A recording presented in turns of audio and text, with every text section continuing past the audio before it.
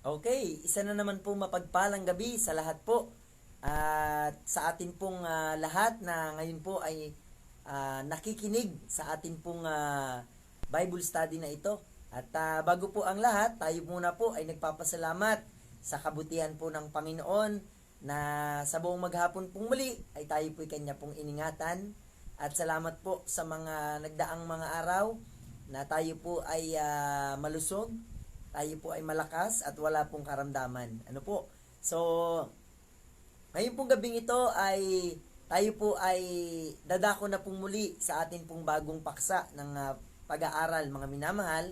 At ang atin pong paksang pag-uusapan po ay marahil po sa mga bata po ay pamilyar na po nila itong kwentong ito. Ano po, pero ito po ay isa sa pinakang sikat na story sa pag-share po ng ebanghelyo ng ating pong Panginoong Hesukristo. Na kung saan, pwede po natin itong gamitin. Ano po? Bilang pagbabahagi po ng kaligtasan o yung aral ng kaligtasan sa bawat tao po na hindi pa po nakakakilala sa ating pong Panginoon. So sa gabi pong ito mga minamahal, ang ating pong paksang pag-uusapan po is The Prodigal Son. Ano po? Ang alibughang anak. So babasahin po natin ang ating pong teksto mula po sa aklat ng Lucas chapter 15 at babasahin po natin mga minamahal hanggang verse 14.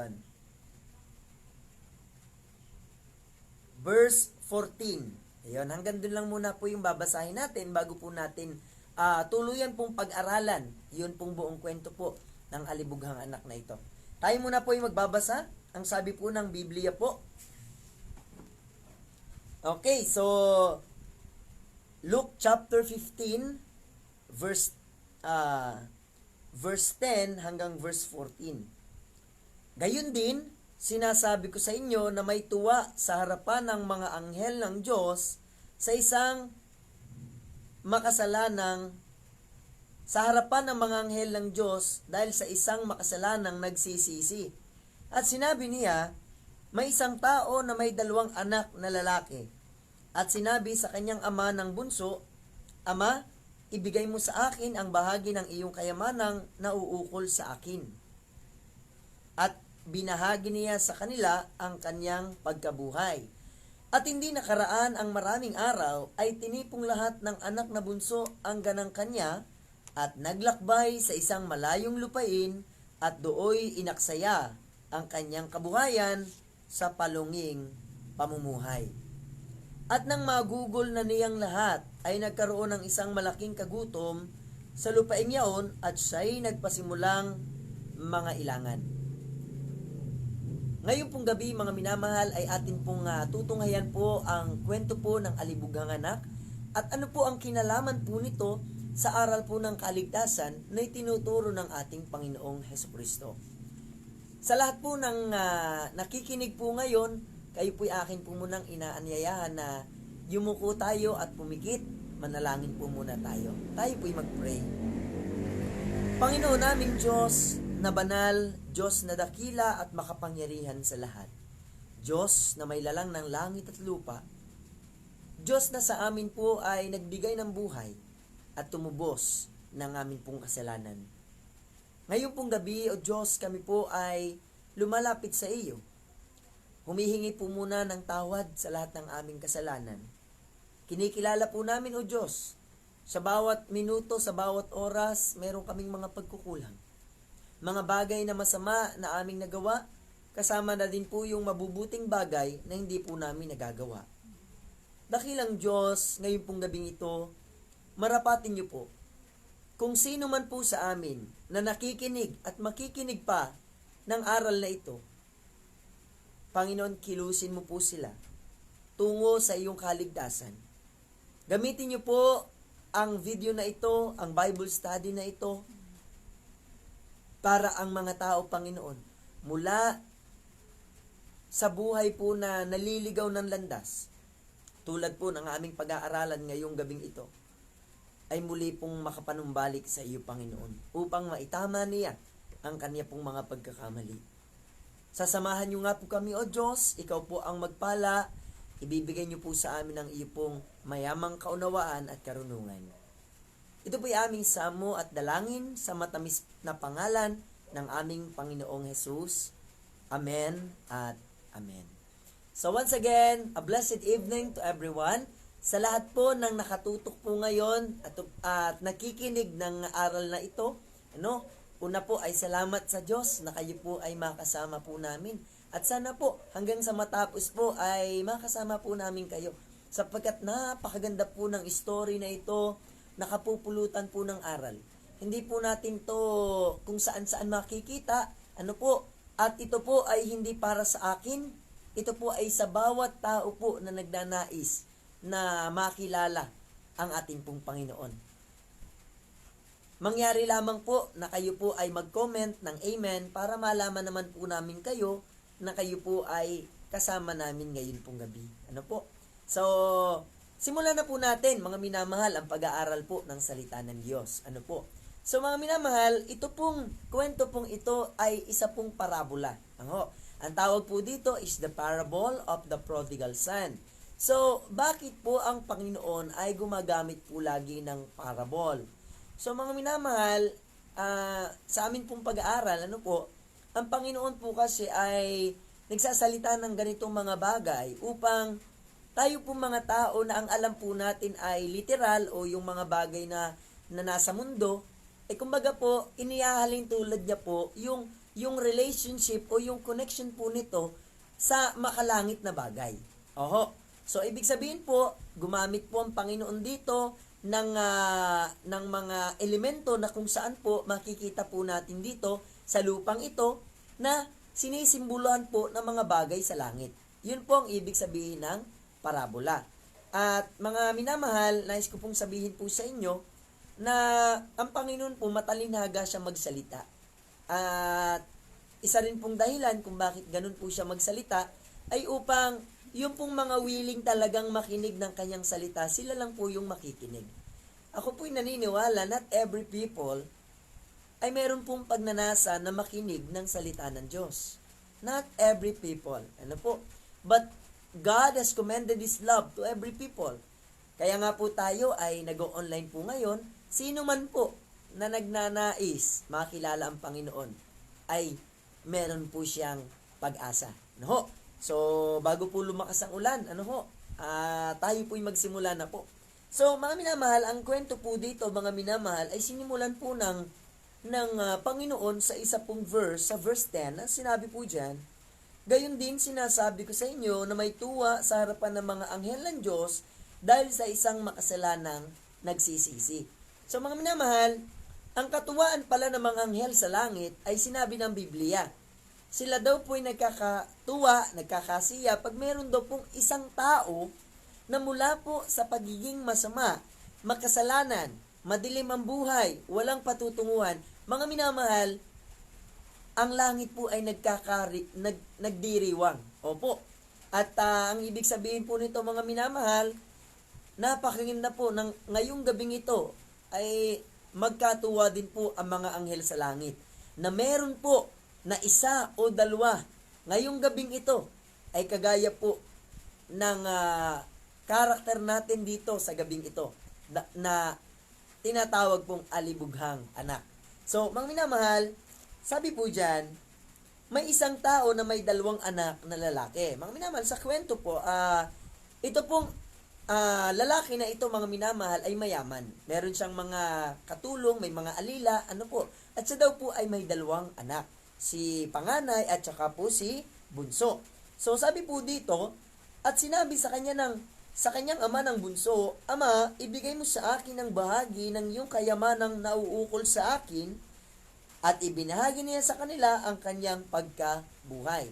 So, sa madali salita, mga minamahal, makikita po natin na itong bunsong ito ay buhay pa po yung kanyang ama, kinuha na po yung kanya pong mamanahin. Yun po yung maliwanag na itinuturo po ng Panginoong Hesus na merong bata na kung saan buhay pa ang kanyang magulang, ika nga po, kinuha na po niya yung pong kanyang mamanahin. Sa practical na buhay, mga minamahal, at kayo naman po siguro ay hindi naman po mangmang sa bagay na ito. hindi po magandang ugali yung pong buhay pa ang ating magulang ay atin na pong hinihingi at kinukuha yung ating mamanahin. Ang last will and testament po mga minamahal ay ginagawa po yan. At yan po mga minamahal ay pinipirma ng magulang yung alam na niyang siya po ay mamamatay. O kaya naman itinatago at saka kumbaga po may kausap po na isang abogado na sasabihin po na ganito, ikaw ay iniwanan ng kayamanan ng iyong magulang, nasa akin ang mga dokumento. So mga minamahal, makikita po natin dito yung kaisipan ng bunsong anak na ito na napakasama po ng kanyang ginawa. So hindi niya po yun nakikita. Hindi niya po yun naiisip. Tayo, sana po maisip po natin yon. Napakalaking kasalanan po na buhay pa ang ating magulang ay atin na pong kinukuha ang ating mamanahin. So, hindi daw po nagtagal, ay tinipon po ng bunsong anak na ito ang kanyang mamanahin at ang sabi po ay at hindi nakaraan ng maraming araw ay tinipong lahat ng anak na bunso ang ganang kanya at naglakbay sa isang malayong lupain at dooy inaksaya ang kanyang kabuhayan sa palunging pamumuhay. Sa English po yun mga minamahal ay riotous living. Pag sinabi pong riotous living, ito po yung paggastos o paggamit ng tinatangkilik na wala pong, ibig sabihin po, wala pong napupuntahang maganda. Pag-aaksaya. Yun po ang ibig sabihin mga minamahal. At sa amin pong pag-aaral, nitong kwento pong ito, ay bilang tao, mga minamahal, maraming tao ang gumagawa ng ganito pong bagay. At kung ikaw ngayon ay nakikinig at ikaw yung tinutukoy ko, nawa ay matapos mo ang video na ito sapagkat hindi ito intensyon para ikaw ay masaktan lamang. Ang intensyon po nitong pag-aaral na ito ay upang makita natin yung ating pagkakamali at yung pag-asa na pwede pa po tayong mabago at pwede pa po natin mga minamahal makita yung tinatawag na liwanag po ng buhay. So mga minamahal, sa madali salita po, inubos niya po ito sa bisyo at kalayawan. Yun na po yun.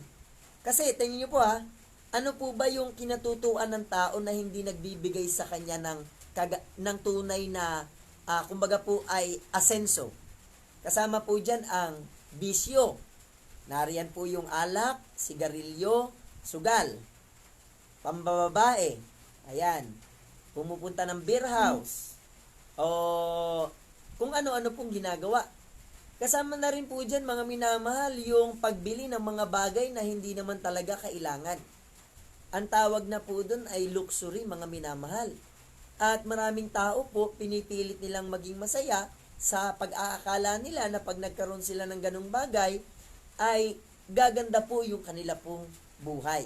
So, mga minamahal, to make the long story short, mga minamahal, ito pong bunsong anak na ito pagdating po sa verse 14, at nang magugol na niyang lahat ay nagkaroon ng isang malaking kagutom sa lupaing yaon at siya'y nagpasimulang mga ilangan. So, mga minamahal, ang Panginoon po'y nagtuturo na yung material na bagay na meron tayo, yan po ay kahit anong dami, pwede po yang maubos. Opo, ako nga po ay may kakilala po Nagkaroon lang po siya ng sakit, malubang sakit. Mga minamahal, sabihin ko po sa inyo, pati po lupa, pati bahay, halos lahat, mabuhay lang po siya mga minamahal. Isang sakit lang po yun mga minamahal. Hindi lang naman po yun ang gastusin mga minamahal sa buhay. Meron po tayong mga expenses na kumaga kasama na po sa ating pong pang-araw-araw na buhay. Pero mga minamahal, ito pong bunsong anak na ito, mga minamahal, ay nagpasimula pong mga ilangan. Ibig sabihin, siya po ay wala na pong hawak na pera. Wala na po siyang hawak na pambili ng kanya pong pangangailangan. Kung kaya po mga minamahal, sa verse 15, at pumaroon siya at nakisama sa isa sa mga mamamayan sa lupaing yaon at sinugo niya siya sa kanyang mga parang upang magpakain ng mga baboy. Mga minamahal, para mas maging maliwanag po sa inyo, dahil nga po wala na po siyang makain, wala na po siyang, siya po'y gutom na, siya po ay sa madaling salita para pong sumideline. kumbaga po ay nagtanong kung anong pwedeng trabahuhin. Mga minamahal, ang background po ng batang ito o nitong bunsong anak na ito, siya po'y anak po ng mayaman. Anak po siya ng hari, mga minamahal. So mga minamahal, nais ko pong sabihin po sa inyo na mula po sa maalwa na buhay, sa totoo lang, pinili po ng bunsong anak na ito na siya po'y maghirap at magdusa. At yan po mga minamahal ang ginagawa ng maraming tao sa panahon po natin ngayon. Kahit alam na doon siya mapapahamak, tuloy lang. Kahit alam niya na sa kanyang bisyo siya'y magkakasakit, tuloy lang. Yan po ang katotohanan mga minamahal. Pero alam niyo po, dahil nga po sa pangangailangan, natutunan po nitong bunsong anak na ito na siya po ay sumideline o magtrabaho. At makikita po natin dito na ang kanya pong naging trabaho po ay naging piggery boy. Alam niyo mga minamahal, dito sa Batangas, marami po ditong babuyan.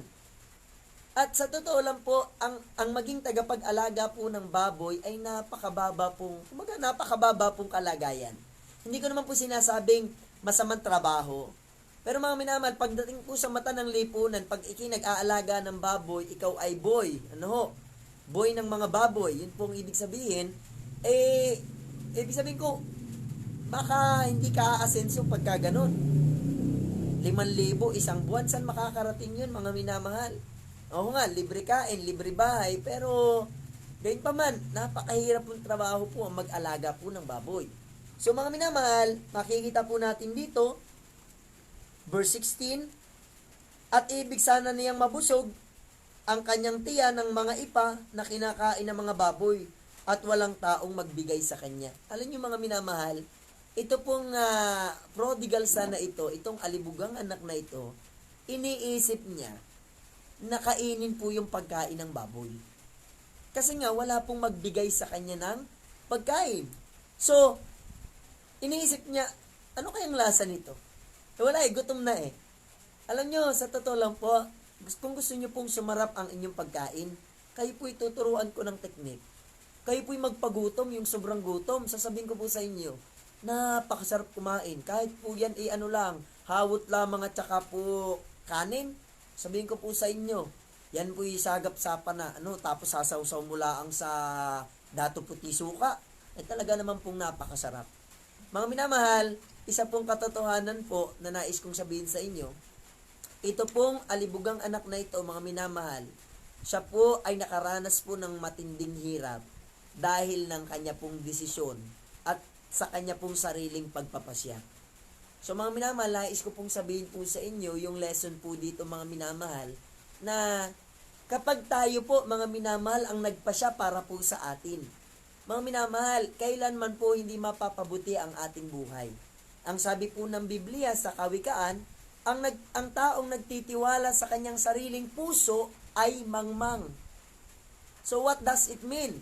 Ibig sabihin mga minamahal, if you're not trusting the Lord, if you are not trusting God in your life, then you are just wasting your life. Kumbaga po mga minamahal, ikaw trabaho ka ng trabaho, ang illustration po nun mga minamahal, yung iyong pinaglalagyan ng iyong ipunan, isupot na butas. Yung bang, ang tagal mo nang nagtatrabaho, wala ka pa rin na ipupundar. Napupunta lang sa sakit, napupunta lang kung saan-saan. So mga minamahal, sa madaling salita, ay naging miserable ang buhay po ng alibugang anak na ito.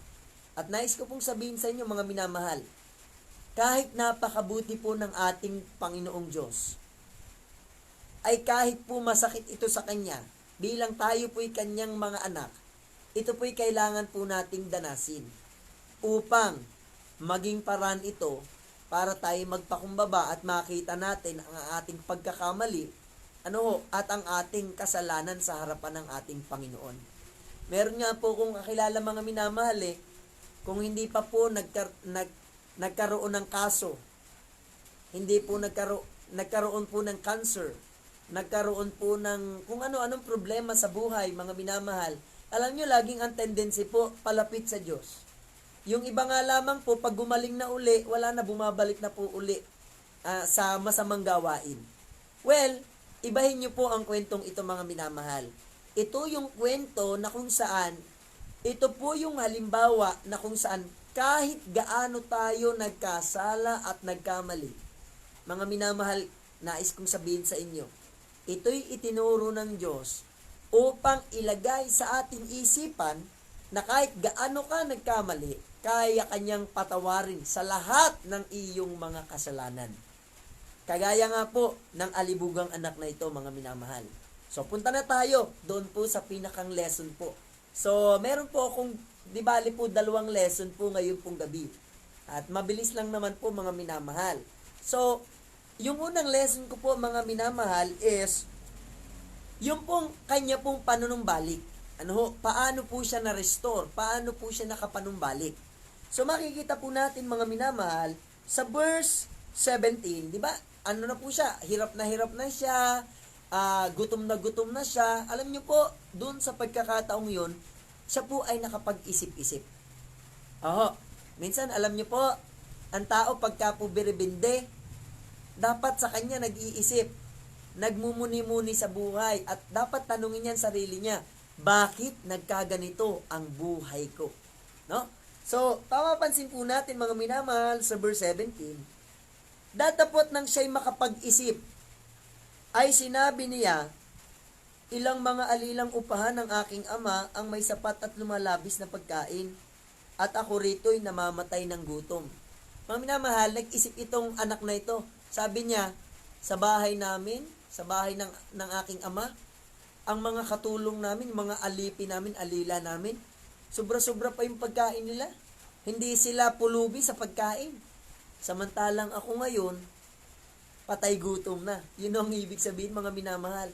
Yung bang, talagang pag nakakita ka ng pagkain, yung gang okay lang na masabihan ka na para ka naman patay gutom. Ano gang gagawin? Gutom na talaga . So makikita po natin, mga minamahal, letter A po, dun po sa first lesson ko, letter A, makikita po natin yung realization. Napakahalaga po nitong aspeto na ito sa buhay po ng tao. Ang maganda po sa tao, marunong mag-realize. Hindi po yung sige lang ng sige. Hindi po yung banat lang ng banat. At makikita po natin dito, mga minamahal, yung pong sumunod na ginawa po ng bunsong anak na ito. Hindi lamang po siya nag-isip, mga minamahal. Pangalawa niya pong ginawa, mga minamahal, ito ang kanyang sinabi. Magtitindig ako at paroroon sa aking ama at aking sasabihin sa kanya, Ama, nagkasala ako laban sa langit at sa iyong paningin. Mga minamahal, not only realization, but also repentance. Mga minamahal, tingnan niyo po saan po ba siya nagkasala? Di po ba sa ama? Pero sabi niya po dito, siya'y nagkasala sa langit. Mga minamahal, I tell you this truth to you, lahat ng ginawa nating kasalanan sa tao, ito po ay direkta nating kasalanan sa Diyos. Hindi po tayo sa tao unang nagkasala.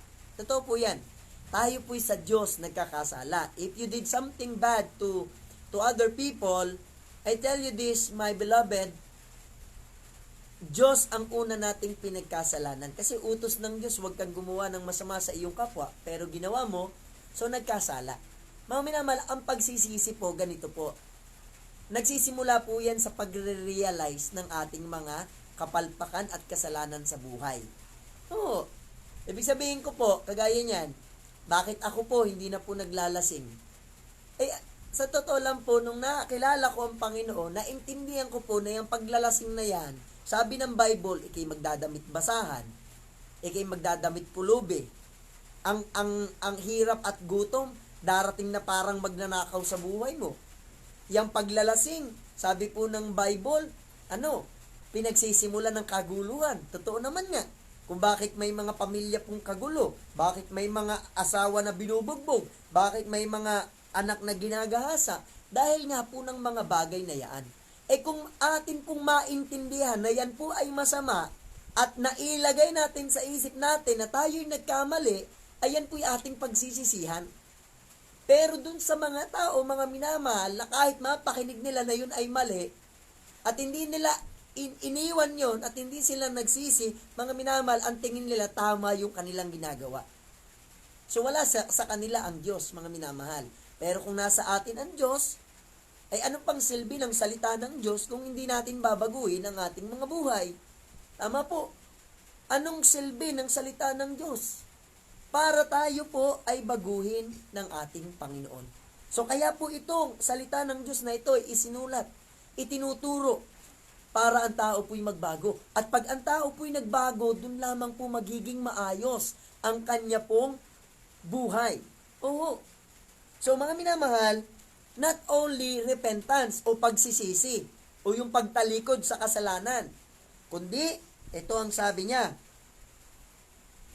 at siya'y nagtindig at pumaroon sa kanyang ama. Datapwat samantalang nasa malayo pa siya ay natanawa na siya ng kanyang ama. Mga minamahal, pangatlo po doon sa aking puntos is nagkaroon po ng resolution. Ang tunay pong nagsisisi, nakakaroon po siya ng resolution. Ano ba yung resolution? Ito yung bagay na matapos mong ma-realize, nagkaroon ka na ng, kumbaga po, ay step. So, ano yung naging step po nung bunsong anak, nung alibugang anak? Siya po ay nagtindig. At anong ginawa niya? Bumalik siya sa kanyang ama. Mga kapatid, mga minamahal, ito po hindi lamang mensahe sa mga unbeliever na naligaw at at dapat makabalik sa Panginoon. Mga minamahal, ito po'y mensahe din sa bawat believer na tumalikod na po sa ating Panginoon. Kapatid, kaibigan, kung ikaw ay mananampalataya at wala ka ng saya sa pagsunod sa kalooban ng Diyos, huwag kang masasaktan. Ang tawag sa iyo ay backslider. Pinipilit mong maging masaya sa mundo kahit alam mo naman na ang kaligayahan ay masusumpungan lamang kay Kristo. Sa lahat ng mananampalataya, magkaka-agree tayo dyan. Nung nakilala natin ang Panginoon, this world cannot compare the joy that we could gain from the Lord Jesus Christ. Wala. Kahit pa pagbali-baliktarin mo ang mundong ito, mga minamahal, sasabihin ko na po sa inyo, itong mundong ito, itong mundong masama, itong mundong puro kalayawan, bisyo, kasamaan, kasakiman, ito'y hindi magbibigay sa atin ng tunay na kaligayahan. Lahat ng ibibigay niyan, mga minamahal, ay kasiraan po ng buhay. Pero, salamat po sa Panginoon, sapagkat ngayon pong gabing ito, nakita po natin yung alibugang anak, siya'y nagtindig. So mga minamahal, kung ikaw ay backslider at hindi ka na nagsisimba, huwag kang matigas ang puso. Isipin mo yung mga kasalanan mo. Isipin mo yung pagkukulang mo. Huwag kang mahiya kung kanino man. Ikaw ay mahiya doon sa Diyos Ama na nagbibigay ng lahat ng pagpapala sa atin. Makikita po natin dito, mga minamahal, yung attitude po nitong bugtong na anak, siya'y nagkamali, sising-sisisiya. At makikita niyo po yung humility na po sa kanya. Ito po yung ebidensya po ng tunay po na pagbalik sa Panginoon. Meron po tayong kapakumbabaan. Without humility, mga minamahal, hindi tayo makakabalik sa Diyos. Ang bulong sa atin ni Satanas, huwag ka nang bumalik doon, hindi ka naman mahal na mga yon. Nagkasala ka na, wag na, ituloy mo na lang pagbabackslide mo. Wag na, ganyan, bumarkada ka na lang. Wala, yung pastor na yan, masama yan, wag mo nga nalang pakinggan yan si pastor. Yan po ang bulong ng dyablo. Pero alam niyo po, kailanman po, ang Diyos po natin ay hindi tayo dadalhin sa kasamaan. So, nakakatuwa lang po sa kwento, mga minamahal. Nung ito pong alibugang anak na ito ay umuwi, mga minamahal, ang unang nakakita sa kanila, take note, natanawan siya ng kanyang ama. Natanawan siya ng kanyang ama. Mga minamahal, bakit po ang unang nakakita ay ang ama? Ang tanong po, hindi po ba dapat ang unang makakita ay yung anak na luko-luko at babalik na dun sa kaniyang bahay?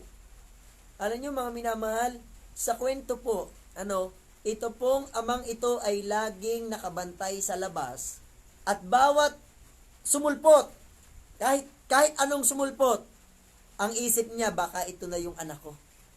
Mga minamahal, sa lahat ng nakikinig ngayon, kung ikaw ay may pakinig, ikaw man ay hindi pa mananampalataya, ang Diyos ay laging naghihintay sa iyo, sa iyong pagbabalik, sa iyong pagtalikod sa masamang gawin ng buhay. Muli kang manumbalik sa ating Panginoon. Mga minamahal, nakakatuwa lang po dun sa kwento. Natanawan siya ng kanyang ama at ang sabi po, siya'y tumakbo at nagdalang habag. Mga minamahal, ang Diyos po, pagka tayo po'y nagsisisi, hindi po galit ang Diyos sa atin. Alam niyo kung bakit ang Diyos nagagalit sa Biblia? Dahil sa pusong hindi nagsisisi.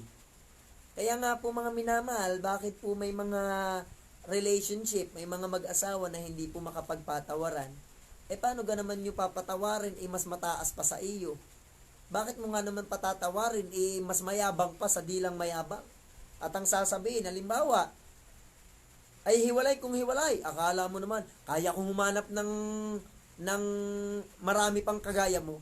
So mga minamahal, kaya maraming pamilya wasak kasi ang sinusunod si Satanas. Ano, sabi ni Satanas, yan, magyabang kang kayo. Yan, sige, mag-away kayo. Yan, sige, gantihan mo. Hindi pwedeng hindi. Iniwan po natin ang salita ng Panginoon. So mga minamahal, nakakatuwa lang po. Nagdalang habag, hindi nagdalang tabak ang tatay. Kundi po, siya po'y nagdalang habag. Alam niyo po, ito po ay illustration po na ipinapakita ng Panginoong Hesus to every sinner who will repent, who will turn back from their sin and wickedness, going to the Lord. Mga minamahal, ang daladala ng Diyos sa atin ay kahabagan. So, hindi niya tayo tinitingnan kung ano yung kasalanang nagawa natin, mga minamahal. Nung nakita itong amang ito, hindi po isinumbat nung ama, nasa na yung mga kayamanang kinuha mo sa akin? Bakit gayon ang iyong ginawa? Bakit garne? Alam niyo po, nakita ko, minsan, pinapayagan po tayo ng Diyos na gawin ang mga bagay na hindi po tama. Para pag tayo po ay napasama, ma-realize natin, kailangan pala natin ang Diyos sa ating buhay. Sapagkat hindi natin kayang lumakad ng maayos na tayo lamang. Kaya nga po, nagawa po yung kantang Lead Me Lord eh. Bakit? Kasi po, kung tayo ang tatanungin, gusto natin sa dilim, gusto natin sa masama, gusto natin sa kalaywan, gusto natin sa bisyo. Pero sa atin po, Diyos, Bible, sisimba, sa ordinaryo pong tao, hindi po yan kayang gawin. Lagi ko nga pong ginagamit na illustration, simbahan o sabungan. Laging imik na mga tinuturuan ko, sabungan eh. Totoo nga naman, ay sa simbahan, sinusundo mo na, hindi pa makarating eh. Oo, ay sa tagal kong nanunundo po ng mga bisita. Sasabihin ko, simba na ho kayo sa linggo. Ay oo naman nga, pag sinundo mo na, ay naku pastor, marami pala akong gagawin. Ayun. So mga minamahal, sa sabungan naman, wala naman doon nanunundo. Kanya-kanyang sasakyan pa nga eh. May daladala pang manok. Mga minamahal, talagang ang likas ng tao po ay sa pasama, hindi po sa pabuti. Pero kung tayo po'y babalik sa Ama, babalik tayo sa ating Diyos na may lalang sa atin, mga minamahal, ito po ang ibibigay niya po sa atin. Pupunta na po ako sa second part ng aking pong lesson. So mga minamahal, makikita po natin yung pagtanggap ng Diyos. Dito, pagtanggap ng Ama na sumisimbolo po sa pagtanggap ng Diyos sa atin. Niyaka po yung kanyang anak ng mahigpit. Talagang anak. Kahit amoy baboy po yung anak, talagang anak. Salamat, bumalik ka anak, mahal na mahal ko. Alam niyo po, ramdam ko po ngayon, mga minamahal, yung pong pagiging ama, dahil ako po may anak po ngayon. Pag ang akin pong anak, mga minamahal po, ay nagkasala, mali nga naman po yung agad nating papaluin eh. Maganda po, ituro muna po natin. Hindi, minsan kasi nila alam yung tama at mali. Tapos pagka nagkamali, pinapalo na agad natin. Mali po. Pagka po sa una, hindi niya talaga alam na mali yun, ginawa niya, wala muna po. Dapat muna. Kumbaga po ay sermon lang muna. Garni mo ya. Garni, mali yun. Hindi dapat ganon. Ha? O pag ginawa po, lalapatan mo na ngayon. Yung rod stick. Opo, yung kasing laki lamang po nitong pamalo. So, mga minamahal, makikita po natin dito sa kwentong ito na tinanggap po ng ama ang kanyang anak. So, kung sino ka man nakikinig ngayon at iniisip mo yung iyong buhay, napalayo ka na sa Diyos, hindi ka na nga nakakapagbasa ng Biblia, tapos sa simbahan, hindi ka na rin makatungtong. Ginagamit mo pang dahilan yung COVID, pero ang totoo, sa kalayawan, kahit maraming tao, naroon ka. Yun ay simbolo na po na talagang tayo po'y napalayo na sa Panginoon. At gusto kong sabihin sa iyo, hindi ka talaga magiging masaya pagka ganyan ang buhay mo. So mga minamahal, punta na po tayo dun sa ginawa ng ama sa anak. Ang sabi po dito, so sabi po muna nung anak, at sinabi ng anak sa kanya, Ama, nagkasala ako laban sa langit at sa iyong paningin, hindi na ako karapat-dapat na tawaging anak mo. Mga minamahal, dapat ito yung maging feeling po natin pag bumalik tayo sa Panginoon. Yung bang, Panginoon, ako hiyang-hiya sa iyo. Panginoon, ako gay, anak mo pa. Pero ang totoo, kahit gaano ka pa kasama, ikaw ay anak ng Panginoon. Sabi po sa verse 22, Datapat sinabi ng ama sa kanyang mga alipin, dali ninyo ritong madali ang pinakang mabuting balabal. Mga minamahal, ginamit po ng word dito ay robe, balabal, robe. Alam niyo po mga minamahal, if you're going to connect this to the gospel, ano po? Ang sabi po dito ay ganito, ibihis sa kanya ang katwiran o ang damit ng Panginoong Hesukristo. So yung robe na yun mga minamahal symbolizes the righteousness of the Lord Jesus Christ. So when you repent, hindi yung kabutihan mo ang magpapabait sa iyo. Bibigyan ka ng bagong damit ng Panginoon. Bibihisan ka ng Panginoon. Tanda ko dati, ang aking pong damit, sa totoo lang po, ako hiyang-hiyang magdadamit ng formal. Ako'y na-OOA yan, ako'y awkward, naka-necktie, yung magbabarong, hindi ko po kaya yan dati. Ang damit ko po dati, yung mga may demonyo, yung mga may sungay, tapos yung mga hip-hop, malaking sapatos, makintab na pantalon, butas-butas. Pero alam nyo po, mali yung katwiran ko dati. Kasi ang alam ko dati, yun yung astig eh. Yun yung magpapagwaping sa akin, yun yung magpapagwapo sa akin. Pero nung nakilala kong Panginoon, salamat, binago niya ako. Isinuot niya sa akin ang kanyang balabal. So mga minamahal, ang ginawa ng Panginoong Hesus sa atin, yung balabal mo, kinuha niya. Isinuot niya yon. At yung balabal naman ng Panginoon, isinuot sa iyo. Kaya may kanta po tayong, His robes for mine.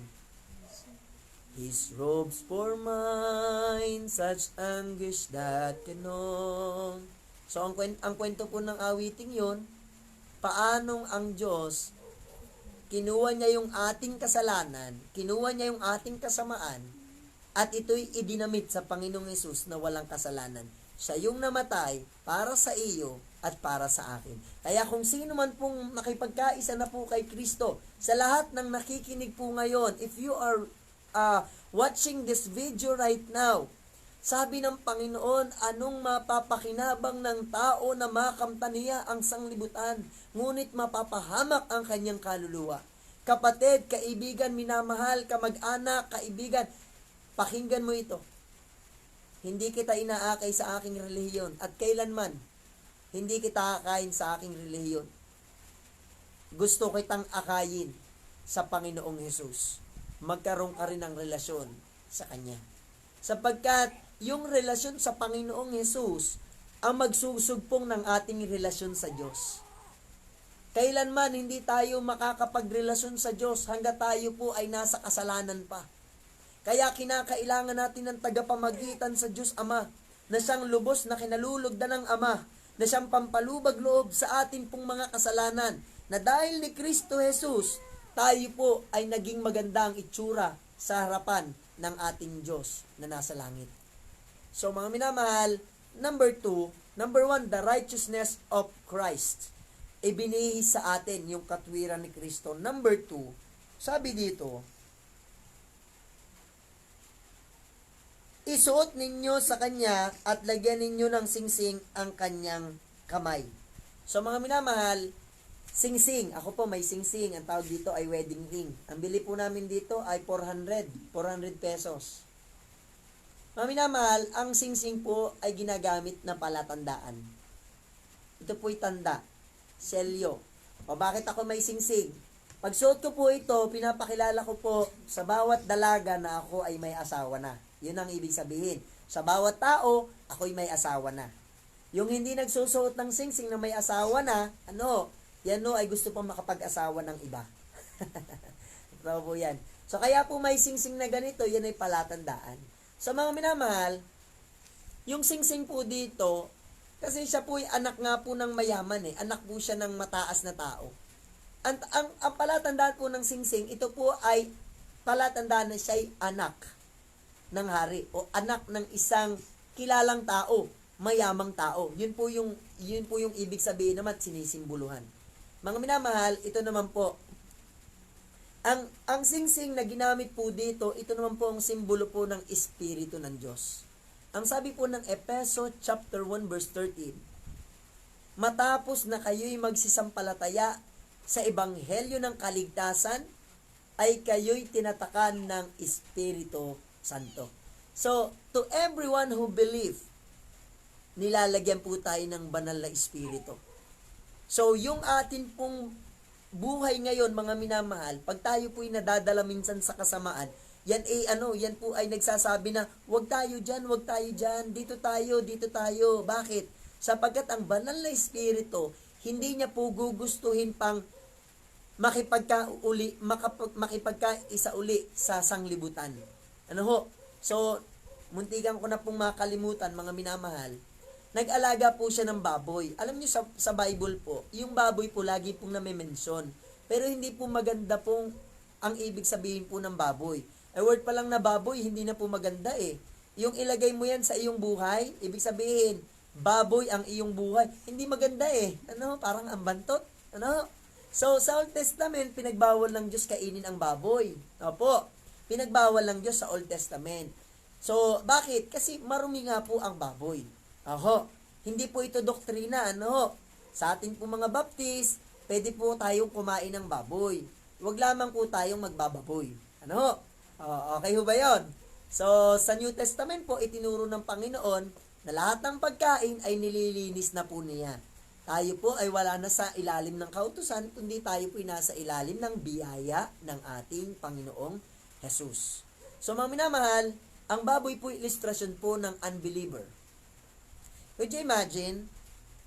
Ang trabaho niya dati nung siya po ay umalis sa ama ay mag-alaga ng mga baboy. Ano ibig sabihin? Kasama niya po ang sanglibutan. Kasama niya ang maruming gawain. Kasama niya ang bisyo, kalayawan, lahat. Mga minamahal. So sa madaling salita po, yung singsing ay simbolo po ito ng kamahalan. Majesty. Alam niyo po, sabi po ng Bible, we are a peculiar people, heirs of heaven, child of God. We are the child of a king. Imagine nyo, anak tayo ng hari. Kung ikaw ay taong makasalanang nagsisi, ikaw ngayon ay anak na ng kataas-taasan. So mga minamahal, pangatlo po doon sa lesson number 2 is, sabi po dito sa verse 22, isuot ninyo sa kanya at lagyan ninyo ng singsing ang kanyang kamay at mga panyapak ang kanyang mga paa. So mga minamahal, ang pangyapak sa paa, mga minamahal, ginamit po itong illustration sa Bible. According to Matthew Henry, ito po yung readiness for the gospel. So once na ikaw ay nanumbalik sa Panginoon, binibigyan ka ng Panginoon ngayon ng authority, ng desire, na ikaw ay maging tagapagdala na po ng ebanghelyo ng ating Panginoong Jesus. Kagaya nga po nung Samaritan woman na ating napag-aralan, kung napag-aralan nyo nga po, ay ito pong Samaritan woman ay matapos niyang makilala ang Panginoon, ay siya po ay pumunta sa bayan at ipinroclaim niya si Jesus Christ. Samantalang siya'y mahiyain dati, Siya po dati ay hindi nag-iigib ng maraming tao sa balon. Siya po'y alas 12 ng tanghali nag-iigib. Pero mga minamahal, once na kayo po ay nakakilala na sa Panginoon, hindi ka na mahihiya at hindi na po kalokohan sa atin at kaoeyan ang salita ng Diyos. Kundi ito na po ngayon yung buhay natin. Ito na po yung nagpapasaya sa atin mga minamahal. So, sa Bible po mga minamahal, in the book of Isaiah, sinabi po ng Bible, pagkakaganda ng mga paa na nagdadala ng salita at ng mabubuting balita. Sa mga minamahal, pag ang Kristyano po ay nasa Panginoon na po, nagkakaroon po tayo ng puso para po mag-imbita. Kahapon galing po kami ni kina Tita Olive, yung atin pong binisita. Siya po'y may sakit. Pero nyo po, meron daw pong may taong may sakit, isinare niya daw po tayo nang sabi, papupuntahin ko si Pastor Dian at kayo ay turuan din ng salita ng Diyos. Alam niyo po, kahit po hindi nakakalakad, umiimik para sa Panginoon. Nag-aakay po ng kaluluwa. So mga minamahal, ako po hindi naniniwala na ang tao'y naligtas, walang pakialam sa pag-aakay ng kaluluwa. Kung ikaw'y naligtas, papayag ka ba na, halimbawa, ikaw ay may asawa, payag ka ba na ang iyong asawa sa impyerno pupunta? Ikaw, may anak ka, hindi mo ba i-share yun sa iyong anak? Anak, kailangan mong malaman ito na merong nag-iisang tagapagligtas. So mga minamahal, hindi man tayo kasing galing ng ibang mga pastor pag nangangaral ng ebanghelyo, pag nag-preach po ay very fluent, minsan ay English pa, hindi naman po natin kailangan ng galing. Ang kailangan po natin mga minamahal yung katotohanan na tayo po mismo ay nakaranas ng pagliligtas ng ating Panginoong Hesus. Kagaya ko po, hindi naman po ako magaling magturo. Basta lang, sineshare ko lang. Alam nyo ho dati, ako po dati maglalasing. Ako po ay chick boy. Ako po ay laging nasa sayawan. Ako po dati magsusugal. Hustler po ako sa sugalan. Pero lahat ng iyon, simula nung nakilala ko ang Panginoon, ay binago niya ang buhay ko. Biyaya ng Panginoon. Meron po akong isang asawa at meron pong isang anak. At marami pong anak sa pananampalataya. Purihin po ang Panginoon. So ngayon po, naipakita ko na po sa inyo mga minamahal, yung dun sa alibugang anak. Pero hindi po dun natapos ang story. Di po ba dalawa sila? Mga minamahal, ikikwento ko na lang po for the sake of time. Sabi po ng Bible, dumating yung kanyang kapatid. Okay. At nakasalubong nga po ng ama, okay? At nagkatuwa. Pinatay ang matatabang guya, nag-celebrate, talagang nagkasaya. Dumating sa eksena po ang kanyang kapatid na panganay. At nagtanong sa alipin, hoy, parni ka nga. Bakit parang may kaingay doon sa bahay? Anong nangyayari doon? Ay, kamahalan, prinsipe, ang inyo pong kapatid ay bumalik na. Ay, tungtuwa ang inyong ama. Sa tuwa ng inyong ama, pinatay ang pinakamatabang guya. Binihisan siya ng damit. At siya ay ngayon ay naroon sa loob. Pero, alam nyo, imbis na matuwa itong kapatid na ito, alam nyo kung anong nangyari? Nagalit siya. Alam nyo, sabi niya, hindi dapat ganun ang mangyari sa kanya.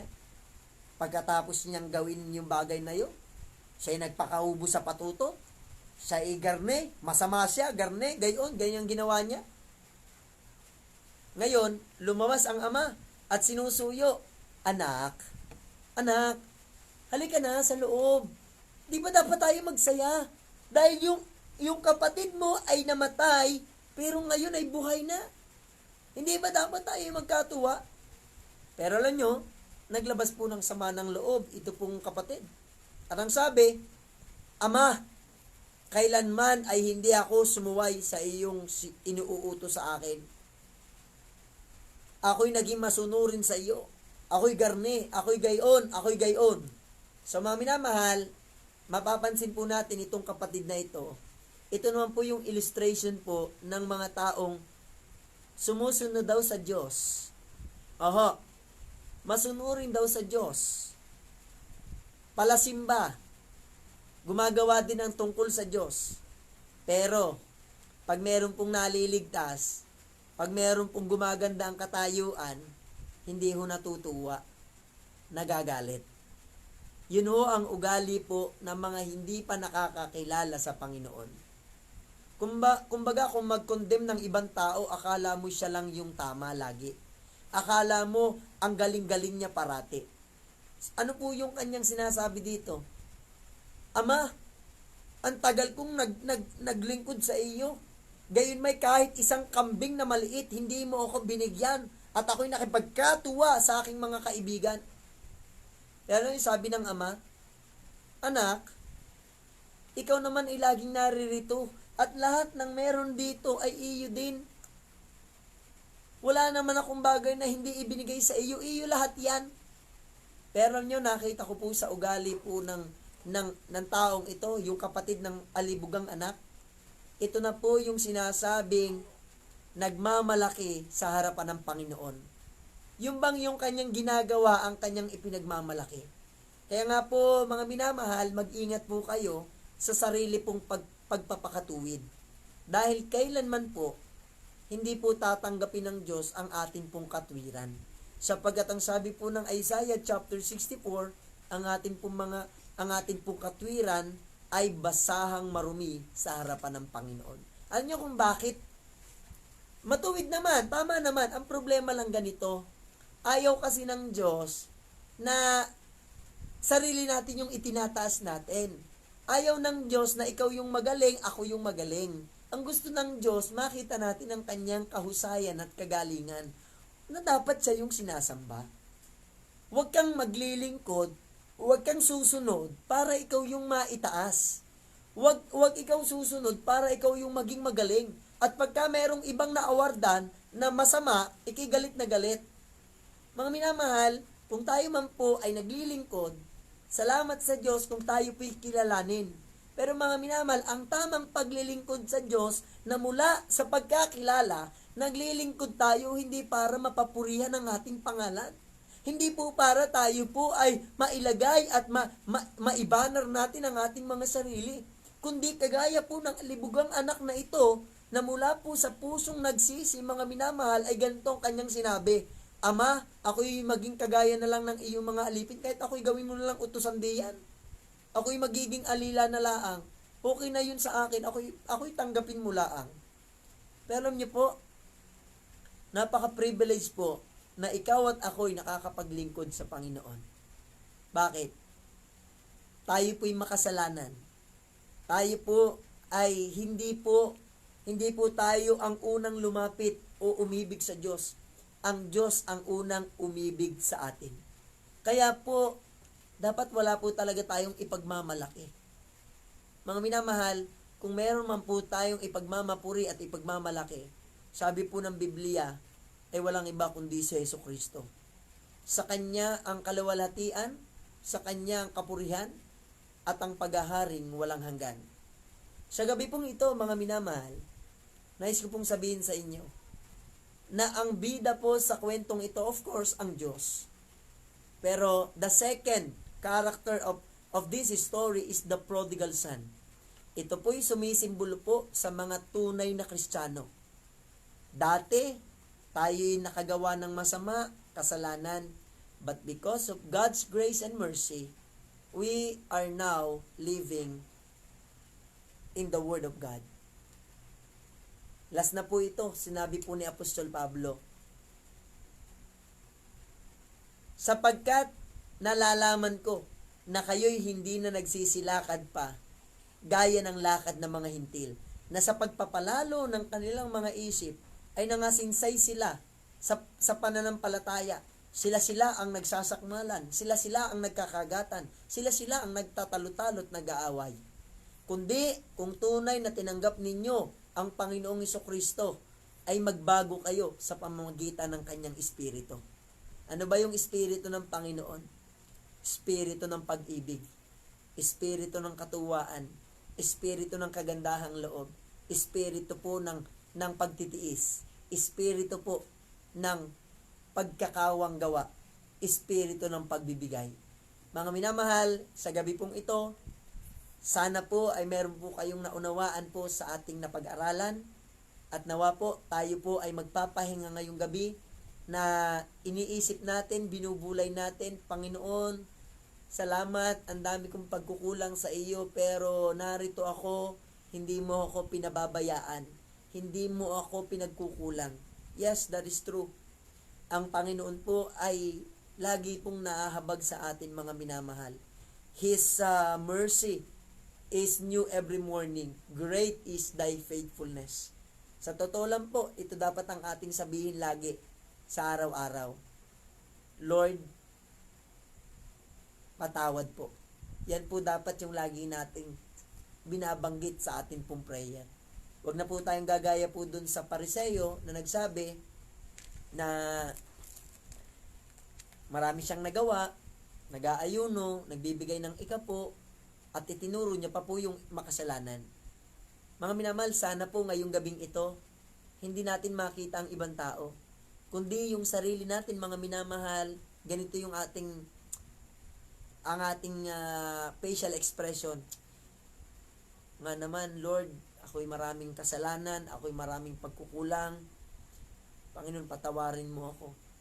At ako'y i-guide mo uli sa panibagong landas ng buhay. Kung ako may mga pagkukulang, punan mo ang aking mga pagkukulang, Panginoon. So, bago po tayo manalangin, nais ko muna pong kilalanin, yung ilan po nating mga nakasama ngayon pong gabi pong ito, na sa atin pong gawain ito, mga minamahal. So, una po sa listahan po ngayon pong gabi, magandang gabi po, Sister Susan Madriaga Villanueva. Ito po'y nag-chat po sa akin at siya daw po ay Baptist po from Mindanao. At nasa Maynila po yata kayo. So, nice meeting you po. At nawa po'y patuloy kayong pagpalain at ingatan ng Panginoon. Ang akin pong Kuya Gary, magandang gabi po, Kuya Gary. Salamat at kasama po namin uli kayo. Talagang araw-araw namin kayong kasama, kahit po kayo po ay malayo. Si Roda Cervantes, magandang gabi po. Ate Roda, no? Si Sister Maika Roma Santa. Kasama niya ang kanya pong Sintang Irog, si Brother Lomi. So, kayo po na may ingatan dyan ng Panginoon. Ang Tia Dory, magandang gabi po, Tia Dory. Sana po ay kayo ay ingatan lagi ng Panginoon, pagpalain. Si Mark Anthony Fernandez, talagang artistahin, pangalan-pangalan pa lamang. Si Ranilyn Arroyo, kilala ko na ito. Si Vanessa Gakusan, magandang gabi po. Ito ay binibilan ko ng niyog. Si Jeffrey Villaflor, parang kilala ko ito. Parang ito'y kasimpogi ko. Magandang gabi, Pastor. Si Mercy Maligalig. Ayun, salamat naman at pag nakakilala natin ng Panginoon, hindi na tayo magiging maligalig. Si Welly Arcas, magandang gabi po sa inyo. Si Ma'am Madel Paring, nag-view sa atin, magandang gabi po. Si Micah Carlos Fronda, magandang gabi po. Si Alma Cara from Talisay, kilala ko ito. Si Fernan Maderaso, ang Tito Andy at ang kanyang family, salamat po, kayo nakasama namin. Hernita Florendo, ito po ay galing po sa Himamaylan, Negros Occidental. Emelda Maderaso, ito naman po ay taga Mindoro, nagbabakasyon sa Mindoro. Magandang gabi po, Tita Emelda. God bless po sa inyo dyan, kasama ng mga nanay at ng inyo pong baby na si Baby RJ. Namimiss na po namin kayo dito. Si Wilson Merilo. Ayun. So, ngayon pong gabing ito, kung meron man po na nakaantabay ngayon at hindi ko po nabati, dahil nga po, hindi ko naman nga po alam kung kayo po'y nanonood. Kasi po, yung nag-post lamang po sa atin pong video na ito, yun po yung aming pong nabati. Gayunpaman po, ang purpose po ng pagkilala pong ito ay malaman po naman namin na kayo po ay nakasama po namin ngayon pong gabi. So, salamat po sa mensahe ng Panginoon ngayon pong gabi. Tayo po ay manalangin sa gabi pong ito. Ipikit natin ang ating mga mata at iyuko ang ating mga ulo. Tayo po'y mag-pray. Panginoon naming Diyos na dakila, makapangyarihan sa lahat. Nagpapasalamat po kami sa gabi pong ito, sa muli niyo pong pagpapaalala ng iyo pong mga banal na salita, na meron pong isang alibughang anak na wala pong pinatutungkulan kundi ang bawat anak mo, na dati pong nagpakalayaw, dating nagpakabisyo, dating inubos ang buhay, ang lakas, ang panahon sa buhay na palungi, hindi po sa paasenso. Kaya ngayon, O Diyos, kami po'y nagpapasalamat sapagkat akong iyong lingkod ay nakikita ko po yung sarili ko po dito sa alibugang anak na ito. Ako po yun, Panginoon. Ako po dati po ay magbabarik, ako po dati magsusugal, pero salamat, Panginoon, ako'y inyo pong iniligtas, ako po'y inyong hinanap, Panginoon, bilang inyo pong anak. At ngayon nga pong gabi, sana po ay meron po dito na ngayon pa lamang napakinig ang Ebanghelyo mo, Panginoon. Ikaw na po ang bahalang magligtas sa kanya, Panginoon. Hindi po ako ang tagapagligtas at hindi po ang aming relihiyon, kundi yung relasyon namin sa iyo, Panginoon. Ikaw na namatay doon sa krus ng Kalbaryo, na sino mang sa iyo sumampalataya ay magkakaroon ng buhay na walang hanggan. Maraming salamat po sa lahat ng nanood ngayong gabi. Pagpalain niyo po ang kanila pong mga buhay. Sa kanila pong pagkainan, huwag niyo silang pagkukulangin. Ganon din po, O Diyos, kung sino man ang may karamdaman, inilalapit ko rin po, Panginoon, ang Tita Angie na meron pong bukol sa kanya pong dibdib, Panginoon. Ikaw, Panginoon, ang magpagaling sa kanya. At ganun din po sa Tita Olive at kay na Tatay Jimelito na amin pong mga minamahal na tinuturuan, Panginoon, ng iyong salita. Amang banal, sa gabi pong ito, nagpapasalamat kami ng lubos sapagkat ngayong gabing ito, muli naming naramdaman ang iyong kabutihan sa aming buhay. At ngayong gabing ito, ramdam po namin na wala po kaming ipagmamalaki sa iyo pong harapan. Lahat, Panginoon, ay tanging biyaya mo lamang. Kaya nga po, inaasahan nyo kami na magpasalamat, maglingkod, at gawin ng iyong kalooban. Maraming nga pong salamat, O Diyos, sa gabi pong ito. Ikaw ay aming pinupuri, pinapasalamatan. Sa pangalan po ng aming Panginoong Hesus. Amen at Amen. So, sa lahat po ng nanood ngayong gabi, maraming salamat pong muli. Pagpalain po tayo ng ating pong Panginoon. Have a blessed night sa ating pong lahat.